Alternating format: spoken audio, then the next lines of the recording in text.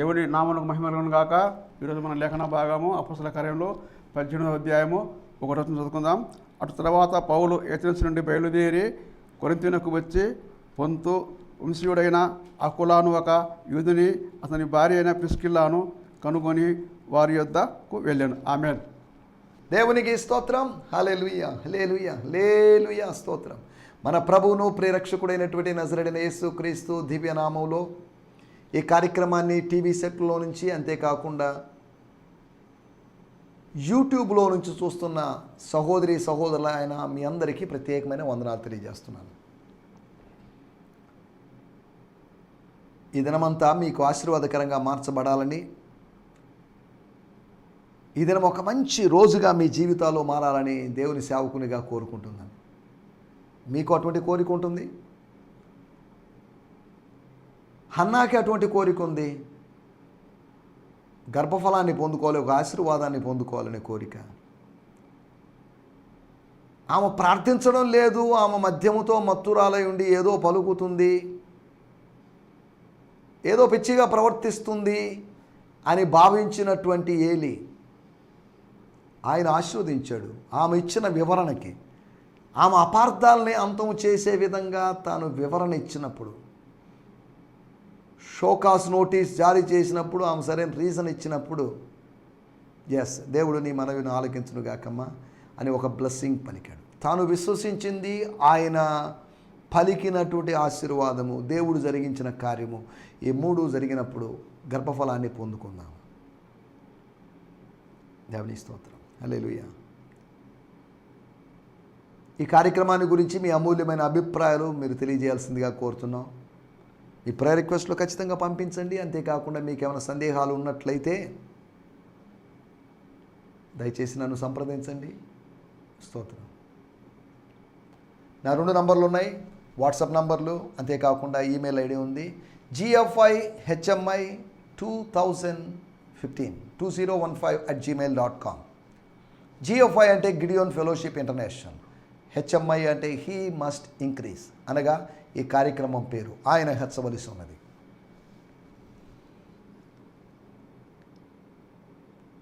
కార్యక్రమాన్ని అనేక మంది చూస్తున్నప్పటికీ యూట్యూబ్ ద్వారా చూస్తుంది మనకు కౌంట్కి రావడం లేదు. కారణం ఏంటంటే, నేను గమనించినంతలో ఎక్కువ మంది టీవీ సెట్ల ద్వారా చూస్తున్నారు. ఇది లోకల్ ఛానల్ కనుక, నేను ఒక లోకల్ వ్యక్తిని కనుక. కొంతమంది అన్యజనులైన వారు, నాన్ క్రిస్టియన్ సోదరులు చూస్తున్నారు ఈ కార్యక్రమాన్ని. కొంతమంది మిమ్మల్ని రోజు టీవీలో చూస్తుంటామండి అని చెప్పేవాళ్ళు అన్నారు. ఈ మధ్యకాలంలో ఒక అన్న, ఆయన నాకు చాలా కాలంగా పరిచయం, ఒక నాన్ క్రిస్టియన్ అన్న, నీ ప్రోగ్రాం నేను విన్నాను, చాలా బాగుంది అని అన్నాడు. ఆయనకి ఏమర్థమైందో మరి నాకు తెలియదు, కానీ అక్కడక్కడ కొంతమంది, నేను ఇప్పుడు మిమ్మల్ని ఎక్కడో చూసినట్టుందండి, మీరు టీవీలో వస్తుంటారు కదా అని అంటుంటారు. అవునండి అని చెప్తుంటాను నేను. అనగా ప్రజలు క్రిస్టియన్ ప్రోగ్రామ్సే చూస్తున్నారని నేను అనడం లేదు. నాన్ క్రిస్టియన్స్ కూడా ఆయా సందర్భాల్లో వాళ్ళకి ఏదైనా ఏంటిది, ఏముంది, ఏం చెప్తున్నారు, ఏంటి అని వినడం కోసం, లేకపోతే పరిచయం ఉన్న ముఖమే కదా, పరిచయం ఉన్న వ్యక్తే కదా అని చూసే అవకాశం ఉందేమో. ఆ సమయంలో అభ్యంతరకరమైన వాళ్ళు మాటలు విన్నప్పుడు వాళ్ళు మరింత దూరం అయిపోయే అవకాశం ఉంది. కాబట్టి ఈ కార్యక్రమం చూస్తున్న మీ అందరికీ, నాన్ క్రిస్టియన్ బ్రదర్స్ అండ్ సిస్టర్స్కి, క్రిస్టియన్ బ్రదర్స్కి, నాన్ క్రిస్టియన్ బ్రదర్స్కి, మళ్ళీ ఇలా విభజించడం కూడా అంతగా సమంజసం కాదేమో. ఆల్ బ్రదర్స్ అండ్ సిస్టర్స్కి ఈ కార్యక్రమం చూస్తున్న ఎవరైనా కావచ్చు. మీరు అక్కడ నేను చర్చ్కి వెళ్ళేవాడిని కాదండి, నేను క్రిస్టియానిటీని వ్యతిరేకించే వ్యక్తిని అని కూడా మీరు అనుకున్న ప్రాబ్లం. మీరు వ్యతిరేకించినంత మాత్రాన మేము హర్ట్ అవ్వడం లేదు. మీరు వ్యతిరేకించడానికి మీ వ్యక్తిగతమైన కారణాలు ఉన్నాయి. ఆ కారణాలు లేకపోతే అపోహలు తొలగిపోయినప్పుడు మీరు ప్రేమించడం ఆరంభిస్తారు. కన్వర్షన్ జరుగుతుంది అనగా ఫోర్సబుల్గా మీరు కన్వర్ట్ అయినట్టు కాదు. చూడండి, అక్కడక్కడ కొన్ని కుటుంబాల్లో, కుటుంబ సభ్యుల్లో ఓ 10 మందో లేకపోతే 7-8 మంది ఉన్నప్పుడు వాళ్ళు ఒకరో ఇద్దరు ప్రభువు నమ్ముకున్న వాళ్ళు ఉంటారు. గత 10 రోజుల క్రితం నేను ఒక ఇంటికి వెళ్ళాను. వాడి యొక్క ఆంటీ గారి మరణ వార్త విని వాళ్ళ ఇంటికి వెళ్ళాను. కార్యక్రమం అంతా అన్యజనుల రీతిలోనే జరిగింది. కారణం ఏంటంటే ఆ ఇంట్లో ఆ అంకుల్ గారు, సారు గారు, మరి వారి కుమారుడు మాత్రమే వారు ప్రభువుని అంగీకరించారు. కాబట్టి మిగతా బంధువులందరూ లేదు, ఇలా చేయాల్సిందని చెప్పారు. దాన్ని బట్టి ఏదో జరిగిపోయింది. తర్వాత నేను అడిగాను, ఏదైనా కార్యక్రమం ఉంటుందా అంటే, ఏమన్నా ఆదరణ కూడిక లాంటిది ఉంటే లేదండి, అటువంటిది ఏం లేదన్నట్టుగా అన్నారు. ఒకవేళ ఉన్నా కానీ అన్ని జనుల విధానంలోనే జరుగుతుంది, భూస్థాపన అలా జరిగింది కాబట్టి కదా అన్నారు. అనేక మంది మందిలో లేకపోతే మన వ్యతిరేకంగా ఉన్నటువంటి మన విశ్వాసాన్ని మనం అవలంబించుకుంటూ మనం ముందుకు సాగడం అనేది చాలా కష్టంతో కూడుకున్న పని. అందరూ కలిసి ఉన్నారనుకో, అందరూ ఒకే దారిలో వెళ్తున్నట్టు సమస్య లేదు. కొన్ని ఏళ్ళలో అయితే మరీ విచిత్రంగా ఉంటుంది పరిస్థితి. తండ్రి ఒక చర్చికి, తల్లి వేరొక చర్చికి, బిడ్డలు వేరొక చర్చికి, నలుగురు 4 చర్చిలకు వెళ్తున్నారు. ఏదైనా కార్యక్రమం జరిగినప్పుడు ఈ 4 సంఘ కాపులు కలుసుకుంటున్నారు. వాళ్ళకి ఎవరికి వాక్య పరిచయం, ఇటువంటి కొద్ది కన్ఫ్యూషన్ కూడా ఏర్పడుతుంది.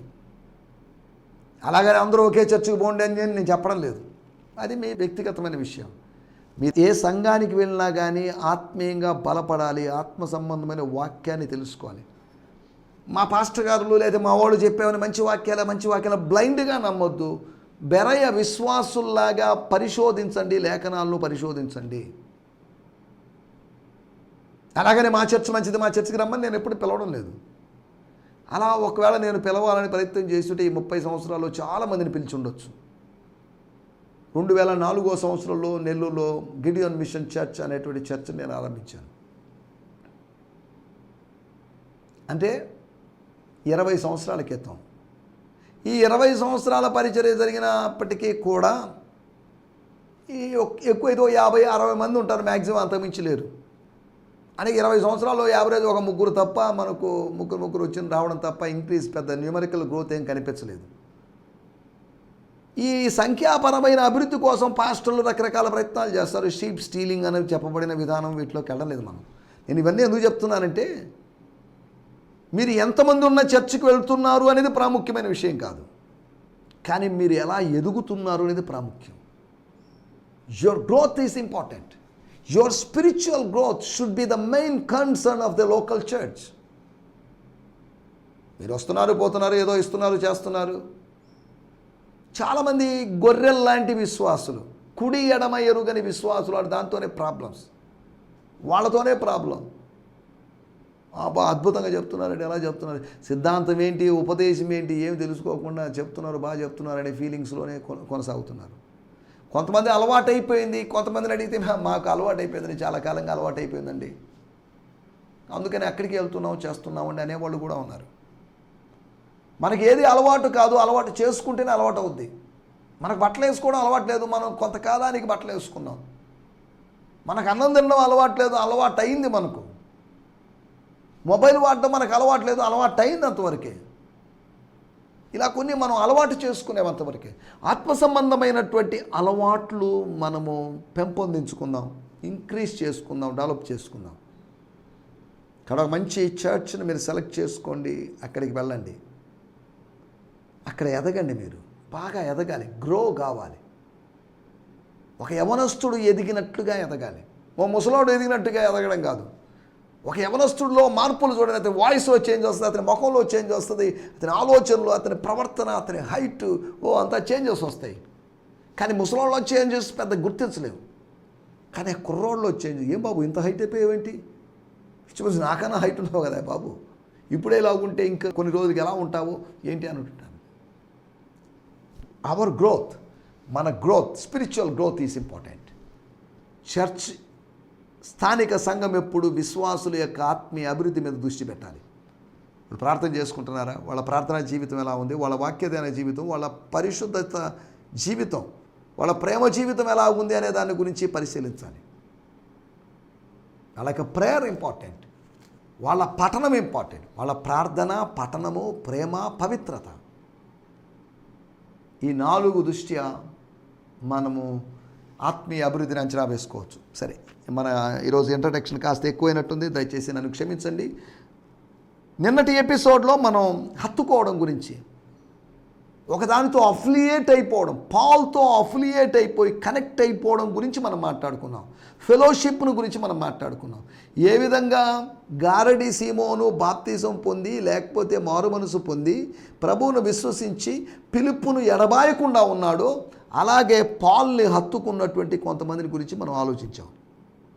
హత్తుకోవడానికి పరితాపాన్ని బట్టి హత్తుకునే అవకాశం ఉందని, రెండోది పరిచర్యను బట్టి హత్తుకునేటువంటి అవకాశం ఉందని, ప్రతిదినము జరిగించేటి పరిచర్యను బట్టి, మూడోది ప్రతికూల పరిస్థితుల మధ్యలో మన ప్రవర్తనను బట్టి ప్రజలు మన దగ్గరికి వచ్చే అవకాశం ఉందని, మనల్ని హత్తుకునే అవకాశం ఉందని, అంతేకాకుండా మనం ఆలోచించిన విషయం, మనం చేసేటువంటి ప్రకటనను బట్టి, మనం చేసే ప్రీచింగ్ను బట్టి, సేవకుల యొక్క ప్రీచింగ్ను బట్టి ప్రజలు అట్రాక్ట్ అయ్యే అవకాశం ఉంది, వాళ్ళతో కలుసుకునే అవకాశం ఉంది, జాయిన్ అయ్యే అవకాశం ఉంది అని నిన్న మనం మాట్లాడుకున్నాం. దేవుని స్తోత్రం. సేవకుడే హత్తుకోవడం అని కాదు, సేవకుని యొక్క సందేశాన్ని హత్తుకోవడం, ట్రూత్ను హత్తుకోవడం. సేవకుడిని హత్తుకోవడం ఇంపార్టెంట్ కాదు, మెసెంజర్ని హత్తుకోవడం కాదు, మెసేజ్ను హత్తుకోవడం. దేవుని స్తోత్రం. హల్లెలూయా. హత్తుకోవడం అంటే దగ్గర తీసుకోవడం అని అర్థం, బికమింగ్ క్లోజ్ అని అర్థం. దేవుని స్తోత్రం. హల్లెలూయా. సమయంలో రండి మనం దేవుని వాక్యాన్ని విందాం. ఈ దినము కొరకై ఏర్పాటు చేయబడిన లేఖన భాగము 17వ అధ్యాయంలో మనం ఆపేసి ఇప్పుడు 18వ అధ్యాయంలో మనం నెక్స్ట్ స్టేషన్లోకి వచ్చేసాం. 18వ అధ్యాయం ప్రభు కృపను బట్టి 17 అధ్యాయాలు పూర్తి చేయడానికి ప్రభు సాయం చేశాడు. అనగా ఈ 17 అధ్యాయాల్లోంచి ఇంచుమించు ఒక 70 సందేశాలు 70+ ఇంచుమించు 430 సందేశాలు అపోస్తల కార్యములు 17 అధ్యాయాల్లోంచి మనం ధ్యానించుకున్నాం. మనకి ఇంకా ఉన్నాయి, ఇంకా మన ముందు 10 నెలలు ఉన్నాయి. ఈ 10 నెలల్లో ఇంచుమించు 300 సందేశాల వరకు ఉన్నాయి. కనుక మిగిలినటువంటి అధ్యాయాల్లో మిగిలినటువంటి 18, 19, 28 వరకు ఉన్నటువంటి అధ్యాయాలు మన టోటల్ యాక్స్లో నుంచి మనం కొన్ని సందేశాల కోసం మనం సిద్ధపడుతూ ఉన్నాం. కాబట్టి మీరు ప్రార్థనాపూర్వకంగా సిద్ధపడి ఉండాల్సిందిగా కోరుతున్నాం. రండి, దినము కొరకు ఏర్పాటు చేయబడిన లేఖన భాగము అపోస్తల కార్యములు 18వ అధ్యాయము 1వ వచనం. తర్వాత పౌలు ఏథెన్స్ నుండి బయలుదేరి కొరింథీయునకు వచ్చి వంశీయుడైన అపోలోను ఒక యూదుని అతని భార్య అయిన ప్రిస్కిల్లాను కనుగొని వారి యొద్దకు వెళ్ళాను. నేను చదువుతున్నాను, వాడుక భాషలో కూడా తీసి సిద్ధంగా ఉండండి. When Paul left Athens, he traveled to Corinth. స్తోత్రం. Corinth is about 48 miles, 78 kilometers from Athens. It was a large commercial center with the trade links all over the entire ancient world. It was one of the home for famous Isthmian games and temple of Aphrodite, which held 1,000 temple prostitutes. Corinth was known for its debauchery. In the midst of the depraved culture, God birthed a church to become light to the people of their city. Hallelujah. స్తోత్రం. ఇక్కడ మనం ఆలోచిస్తున్నట్టు Aphrodite యొక్క దేవాలయం ఉన్నటువంటి కొరింథీ పట్టణం. అటు తర్వాత Paul అనేటువంటి ఆయన he left Athens. Athensలో he was not much happy with the ministry at Athens. He traveled to Corinth, where he met a Jewish man named Aquila, who was originally from northeastern Turkey. He and his wife Priscilla had recently emigrated from Italy to Corinth because Emperor Claudius had expelled all the Jews from the Rome. వాడుక భాషలో చదువుకుందాం. ఆ తర్వాత పౌలు Athens వదిలి కొరింథీకు వెళ్ళాడు. అక్కడ Apollo అనే యూదుని కలుసుకున్నాడు. అటు తర్వాత పౌలు ఏథెన్స్ నుండి అనగా ఇంచుమించు 80 కిలోమీటర్లు పైగా ప్రయాణం చేసి కొరింథీకి వచ్చి పొంతు వంశీయుడైన పొంతు ఊరివాడైన పొంత్ అనేటువంటి ఊరుందో లేకపోతే వంశమో ఏంటో మరి మనకు తెలియదు, అకులాను ఒక యూదుని అతని భార్య అయిన ప్రిస్కిలను కనుగొని వారి యొద్దకు వెళ్ళాను, లేదా వారి యొద్ద ఉండెను. వారు అక్కడికి ఎలా వచ్చానండి అని మనం ఆలోచిస్తే, యూదులందరూ రోమా విడిచి వెళ్ళాలి అనేటువంటి చక్రవర్తి అయినటువంటి క్లౌదియా చక్రవర్తి, క్లౌడియస్ సీసర్ అనేటువంటి చక్రవర్తి ఆజ్ఞ జారీ చేశాడు. ఈ యూదులతో తలనొప్పి, ఇక్కడ ఎవరు ఉండడానికి వీలేదు. అందుకని వాళ్ళు ఇటలీ నుంచి కొత్తగా వచ్చారు కొరింథీలోకి. గమనించండి, కొరింథీలోకి దేవుడు పౌలును పంపించాడు. పౌలు రావడానికి ముందుగా దేవుడు ఒక కుటుంబాన్ని అక్కడ సిద్ధపరిచాడు. అకుల ప్రిస్కిల కుటుంబాన్ని ఏర్పాటు. మన టైటిల్ ప్రభువు ఇచ్చిన కుటుంబం. దేవుడు మనకిచ్చిన కుటుంబం ప్రభువు ఇచ్చిన కుటుంబమే. ఈ పరిచర్యలో కొత్త కుటుంబాల్ని దేవుడు మనకు అనుగ్రహిస్తాడు. పౌలు ఎక్స్పెక్ట్ చేయలేదు, నేను ఒంటరి వాడిగా ఉన్నాను, వీళ్ళు ఏమైపోయారు, వీళ్ళు ఇంకా రావడం లేదేంటి, సైలస్ అనేటువంటి ఆయన, తిమోతి అనేటువంటి ఆయన, లేకపోతే డాక్టర్ లూక్ ఏమయ్యారు, వీళ్ళు అక్కడే ఉండిపోతారేంటి, ఏథెన్స్లో ఉన్నప్పుడు ఏథెన్స్లో సింగిల్గా మినిస్ట్రీ చేస్తున్నాను కాబట్టి మీరు రండ్రా బాబు అని పిలిస్తే వీళ్ళు రాలేదు. కానీ ఏథెన్స్లో అతనికి కొంతమంది దొరికారు. ఏథెన్స్లో కొంతమంది గ్రీక్స్ దొరికారు, గ్రీక్ నోబుల్ పీపుల్ దొరికారు, ఆర్డినరీ పీపుల్ కాదు అక్కడ దొరికింది. తర్వాత ఏదేమన్నప్పటికీ అక్కడంతా రిజెక్షన్, కొన్ని క్లోజ్డ్ డోర్స్ కనిపించేసరికి, కొన్ని తెరవబడిన ద్వారాలు, కొన్ని మోయబడిన ద్వారాలు ఉన్నాయి. మిక్స్డ్ రెస్పాన్స్ అక్కడ ఏర్పడేసరికి సరే అక్కడ నుంచి ఆయన మెల్లగా 80 కిలోమీటర్స్ దూరం, అనగా నెల్లూరు నుంచి నాయుడుపేట అవతల వరకు ఉన్నటువంటి దూరం, అంత దూరం వెళ్ళిపోయాడు. కొన్ని గంటలు ప్రయాణం చేసి నడిచి కాలినడకన వెళ్ళి అక్కడ హీ ఫౌండ్ ఏ ఫ్యామిలీ. తనని చేర్చుకోవడానికి, సేవకుని చేర్చుకోవడానికి దేవుడు ముందుగా ఒక కుటుంబాన్ని, ఒక పరివారాన్ని సిద్ధపరిచాడు. సేవకులారా, మిమ్మల్ని చేర్చుకోవడానికి దేవుడు అక్కడక్కడ కొంతమందిని ఏర్పాటు చేశాడు, లేవనెత్తాడు. మీరు ఏ ఇంట ప్రవేశించిన ఆ ఇంట వారికి శుభమని, సమాధానం అని పలకండి. స్తోత్రం, హల్లెలూయా. పీస్ అని చెప్పండి. సమస్త జ్ఞానమునకు పోయించిన మీ సమాధానం అని చెప్పండి. దేవుని స్తోత్రం.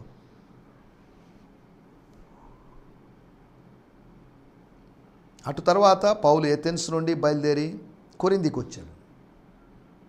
కొరింథీ పట్టణస్థులు, కొరింథీ పట్టణంలో ఒక రెబల్ జరిగింది, ఒక రెబలియన్ జరిగింది. 146 BC, అనగా క్రీస్తు పూర్వం 146వ సంవత్సరంలో వాళ్ళు రెబల్ చేశారు. దీనివలన ఆ పట్టణము రోమియోల చేత నాశనం అయిపోయింది. రోమియోలు దాన్ని నాశనం చేశారు. వీళ్ళు తిరుగుబడిదారులుగా మారారా, వీళ్ళకి బుద్ధి చెప్పాలని చెప్పేసి. తర్వాత జూలియస్ సీజర్, అనగా జూలియస్ చక్రవర్తి, రోమా చక్రవర్తి, ఏ విధంగా క్లౌడియస్ చక్రవర్తి ఉన్నాడో, క్లౌదియా చక్రవర్తి ఉన్నాడు, అలాగే అతను దాన్ని రీబిల్డ్ చేశాడు. అనగా రీబిల్డ్ అయినటువంటి, లేకపోతే ఆధునీకరించబడినటువంటి కొరింథీలోకి పాల్ గారు వచ్చారు అని మనం అర్థం చేసుకోవాలి. అప్పుడు ఎవరున్నారో ఆ రెబల్ టైంలో క్రిస్టియన్స్ ఉన్నారో లేదో మనకు తెలియదు.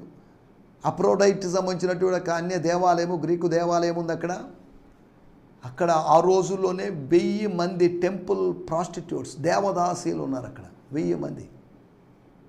కొరింథీ పట్టణము ఒక భ్రష్టు పట్టినటువంటి పట్టణం, ఒక ఫ్లెష్లీ కల్చర్ ఉన్నటువంటి, కార్నల్ కల్చర్ ఉన్నటువంటి ఒక స్థలం అది. చూడండి, ఫిలిప్పీలో తాను అపోజిషన్ ఎదుర్కొన్నాడు, తెస్సలోనికలో అపోజిషన్ ఎదుర్కొన్నాడు, బెరయలో అపోజిషన్ ఎదుర్కొన్నాడు, ఏథెన్స్లో అపోజిషన్ ఎదుర్కొన్నాడు. ఇప్పుడు కొరింథీకి వచ్చాడు. కొరింథీలో ఏం జరుగుతుందో మనకు తెలియదు, దాని గురించిన వివరాలు మనం కూడా చూస్తున్నాం. ఫిలిప్పీలో లుదియా అనేటువంటి ఆమె స్వీకరించింది, బాగానే ఉంది. తెస్సలోనికలో కొంతమంది వాళ్ళ బంధువు ఉన్నాడు కాబట్టి అతను రిసీవ్ చేసుకున్నాడు, జేసన్ అనేటువంటి వ్యక్తి. బెరయలో కొంతమంది రిసీవ్ చేసుకున్నారు. ఏథెన్స్లో ఆ స్కాలర్స్ మధ్యలో, ఫిలాసఫర్స్ మధ్యలో ఏదో మినిస్ట్రీ చేశాడు. ఇప్పుడు తర్వాత తాను సెకండ్ మిషనరీ జర్నీలో ఇంచుమించు ముగింపులోకి వచ్చేసాడు. సెకండ్ మిషనరీ జర్నీ ముగింపు అంటున్నప్పుడు మనం అర్థం చేసుకోవాల్సిన విషయం, 18వ అధ్యాయము 22వ వచనంలో ఆ మిషనరీ జర్నీ ముగించబడుతుంది. అనగా సెకండ్ మిషనరీ జర్నీ యొక్క ముగింపు మనం ఈ అధ్యాయంలో చూస్తాం. తర్వాత థర్డ్ మిషనరీ జర్నీ, దాని గురించి మనం మాట్లాడుకోబోతున్నాం. 3 మిషనరీ జర్నీస్ను గురించినటువంటి వివరాలు మనకి ఇందులో 9 అధ్యాయాల్లో ఇంచుమించు 200 చిల్లర వచనాల్లో 9 అధ్యాయాల్లో 27% అపోస్తుల కార్యములు మిషనరీ జర్నీల చరిత్రే రాయబడింది. 27% of the history was the machinery journey history in the book of acts. దేవుని స్తోత్రం, హల్లెలూయా. 5% పైగా స్టోరీ మొత్తం మిషనరీ జర్నీలే, అపోస్తుల కార్యపు చరిత్ర. పౌలు యొక్క 3 మిషనరీ ప్రయాణాల చరిత్ర మనం అపోస్తుల కార్యంలో చూస్తాం. అపోస్తుల యొక్క పరిచర్య చరిత్ర ఇది. ఆది సంఘము యొక్క చరిత్ర, మొదటి శతాబ్దములోని స్థానిక సంఘాల చరిత్ర ఇది. అనగా కొరింథీ సంఘపు చరిత్ర అని కాదు, లేకపోతే ఎఫెసీ సంఘపు చరిత్ర అని కాదు. ఈ అన్ని సంఘాల యొక్క చరిత్ర, సంచరిస్తున్నటువంటి సేవకులకు సంబంధించిన వివరాలు, సేవకుల ద్వారా జరిగిన కార్యాల చరిత్ర మనం చూస్తున్నాం. దేవుని స్తోత్రం. ప్రభు ఇచ్చిన కుటుంబం. పౌలు చాలా సంతోషపడ్డాడు. కారణం ఏంటంటే ఒకప్పుడు ఆయన టెంట్ మేకర్ లాగా ఉన్నాడు, ఇప్పుడు వీళ్ళు కూడా టెంట్ మేకర్స్ని దేవుడు కలిపాడు. దేవుని స్తోత్రం, హల్లెలూయా. పౌలు గారు శ్రీమంతుడే, కానీ ఈ పూర్ ప్రొఫెషన్ ఎందుకు ఎన్నుకున్నాడో మరి తెలియదు. అలాగని ఈ పూర్ ప్రొఫెషన్ ద్వారా ఇన్కమ్ రాదని కూడా కాదు నా మాటలేక ఉద్దేశం. పాలకు ఒక ప్లస్ పాయింట్ అయింది. ఏదో ఒక రీతిగా ప్రజలతో కనెక్ట్ అయిపోవడమే. కొంతమంది చాలా తెలివిగా బావానో అక్కానో ఇలా బంధాలు కలిపేసుకొని మినిస్ట్రీలో ముందుకు సాగుతారు. ఇది ఒక టాలెంట్. ఇటువంటి టాలెంట్ మనం కలిగి ఉండాలి. మరీ టూ మచ్గా ఫిజికల్ రిలేషన్స్లో గెలిపోయి సమస్యలు తెచ్చుకునేదానికన్నా అది ఎంతవరకు ఉండాలో అంతవరకు ఉంచుకొని స్పిరిచువల్ రిలేషన్స్కి ప్రాధాన్యత ఇస్తూ మనం ముందుకు సాగాలి. దీని గురించి 4 విషయాలు మీకు త్వరగా జ్ఞాపకం చేయబోతున్నాను. 18వ అధ్యాయము 1వ వచనం మనం చదివాం కనుక మనం చదవాల్సిన అవసరం లేదు, అదే మన మూలవాక్యం కనుక. అక్కడి నుంచి మనం నేర్చుకుంటున్నటువంటి పాఠం ఏంటంటే ప్రభువును అంగీకరించిన కుటుంబం ఇది. వాళ్ళు యూదులుగా ఉన్నారు, కానీ ఆ యూదులకి పౌలు గారు సువార్త చెప్పిండొచ్చు. తద్వారా వాళ్ళు కన్వర్ట్ అయ్యారు, యూదా మతాన్ని వదిలిపెట్టారు, యేసు ప్రభు యొక్క మార్గంలో నడవడం ఆరంభించాడని అర్థం చేసుకోవచ్చు. దేవుని స్తోత్రం, హల్లెలూయా. అంటే నెంబర్ 1, ప్రభువును అంగీకరించిన కుటుంబం, the family that accept the lord. రెండో విషయం, ఈ కుటుంబాన్ని గురించి మనం ఆలోచిస్తే రోమీయులకు రాసిన పత్రిక 16వ అధ్యాయము 3వ వచనంలో మనం గమనిస్తే, క్రీస్తు యేసునందు నా జత పనివారైన ప్రిస్కిల్లకును అకులకును నా వందనములు చెప్పుడి. స్తోత్రం. పౌలు గారు చెప్పిన మాట, నా జత పనివాడైన అకుల ఫ్యామిలీకి అని కాదు, ముందు ప్రిస్కిల్లకును అకులకును. కొద్దిగా స్త్రీ హస్బెండ్ కన్నా కొద్దిగా యాక్టివ్గా ఉంది, చురుకుగా ఉందని దీన్ని బట్టి మనం అర్థం చేసుకోవచ్చు. దేవుని స్తోత్రం.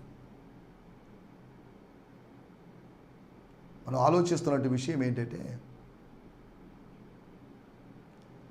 అది ప్రభు ఇచ్చిన కుటుంబం కనుక ప్రభువుని అంగీకరించిన కుటుంబం అది. ప్రభువే ఆ కుటుంబాన్ని ఈ టీంలో జాయిన్ చేశాడు. తిమోతి రాలేదని, శీలా రాలేదని, లూకా గారు రాలేదని, మార్కు గారు వెళ్ళిపోయారని, బర్నబా గారు విడిపోయారని, ఇలా ఒక్కొక్కరు డ్రాప్ అయ్యారని తాను బాధపడుతున్నప్పుడు తనని సంతోషపరచడానికి దేవుడు ఒక కుటుంబాన్ని యాడ్ చేసినట్టుగా చూస్తున్నాం. వాళ్ళ గురించి రాయబడింది, నా జత పనివారు అనగా పనివారిగా మారారు. ప్రభువునందు విశ్వాసం ఉంచిన ప్రజలారా గుర్తుపెట్టుకోండి, మీరు ప్రభువు పనివారుగా మారాలి. అంటే పాస్టర్లుగా మారమని కాదు. పాస్టర్లుగా మారినా మారకపోయినా, ఒకవేళ మారితే దేవుని స్తోత్రం, ఒకవేళ మారకపోతే ప్రభువుని గురించి చెప్పేటువంటి, ప్రకటించేటువంటి, బోధించేటువంటి, సువార్తీకరణ చేసేటువంటి విశ్వాసిగా ఉండాలి. దేవుని స్తోత్రం. రెండో విషయం, పనివారిగా మారినటువంటి వాళ్ళు. ఒకటి ప్రభువుని అంగీకరించిన వారు, రెండవది పనివారిగా మారినవారు. మూడో విషయం 16వ అధ్యాయము 4వ వచనం మనం గమనించినట్లయితే, వారు నా ప్రాణము కొరకు తమ ప్రాణములను ఇచ్చుటకు తెగించిరి. చాలండి, వాళ్ళ యొక్క తెగింపు చూడండి. ఏం చేశారు? దేనికి తెగింపు? నా ప్రాణము కొరకు తమ ప్రాణములు ఇచ్చుటకు. వాళ్ళ యొక్క డెడికేషన్, వాళ్ళ యొక్క కమిట్మెంట్, వాళ్ళ యొక్క sacrifice. They are ready to do anything for the ministry. వారు పరిచర్య చేయడానికి ఏమైనా ఏదైనా చేయడానికి వాళ్ళు సిద్ధంగా ఉన్నారు. ప్రాణమునకు తెగించిన వారు, పిరికి వాళ్ళు కాదు వాళ్ళు. They were bold people, bold family. Old family అని కాదు, బోల్డ్ ఫ్యామిలీ. దేవునికి స్తోత్రం. ఒకటి ప్రభువును అంగీకరించిన కుటుంబం, అంగీకరించిన వారు. రెండోది పనివారిగా మారిన వారు. మూడోది ప్రాణమును తెగించిన వారు, ప్రాణాన్ని ప్రేమగా ఎంచిన వాళ్ళు కాదు, లెక్క చేయని వాళ్ళు. నాలుగో విషయం నేను మీకు జ్ఞాపకం చేస్తాను. రోమీయులకు రాసిన పత్రిక 16వ అధ్యాయము 4వ వచనం.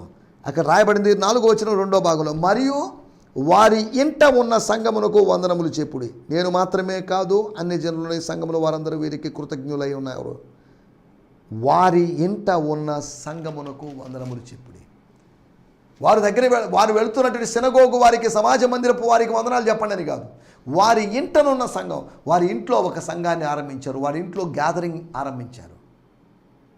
వీక్లీ గ్యాదరింగ్ ఆరంభించవచ్చు, లేదా వీక్లీ 2 times ఏదో సంథింగ్ వీక్లీ గ్యాదరింగ్ ఆరంభించారు. అనగా వాళ్ళ ఇంట్లో సంఘం ఆరంభమైంది, వాళ్ళ ఇంట్లో ప్రార్థనా మందిరాన్ని ఆరంభించుకున్నారు. ప్రార్థనా మందిరాన్ని ప్రారంభించినటువంటి జంట. దేవుని స్తోత్రం, హల్లెలూయా. నా మాటలు నేను ఇక్కడ ముగిస్తున్నాను. ఒకటి ప్రభువును అంగీకరించినటువంటి వారు, రెండోది వారు పనివారిగా మారిన వారు, మూడోది వారు ప్రాణమునకు తెగించిన వారు, నాలుగోది ప్రార్థనా మందిరాన్ని ఆరంభించిన వారు. కాబట్టి ఈ జంటలాగా ప్రభు ఇటువంటి కుటుంబాలను మన పరిచర్యలు కలిపితే ఎంత అద్భుతంగా ఉంటుంది. కాబట్టి ఈ కుటుంబంలాగా ప్రతి కుటుంబం ఉండడానికి, ఇది ఒక మాదిరికరమైన అకుల ప్రిస్కిల కుటుంబంలాగా మన కుటుంబాలు ఉండడానికి, ముందుకు సాగడానికి ప్రభు మనకు సహాయం చేయనుగాక. ఆమేన్, హల్లెలూయా, హల్లెలూయా. మీ అందరికీ ఈ సందేశము మీకు ఆశీర్వాదకరంగా ఉందని నమ్ముచున్నాము. ప్రార్థన అవసరతల కొరకు మమ్మల్ని సంప్రదించవలసిన మా చిరునామా గిద్యోన్ మిషన్ చర్చ్, 6వ వీధి, శాంతినగర్, నెల్లూరు 4, ఆంధ్రప్రదేశ్. పిన్ 524004. మా ఫోన్ నంబర్లు 7036443613 మరి ఒక నంబర్ 9392293010. మా ఈమెయిల్ ఐడి gfihmi2015@gmail.com. దేవుడు మిమ్మును ఆశీర్వదించునుగాక. ఆమేన్.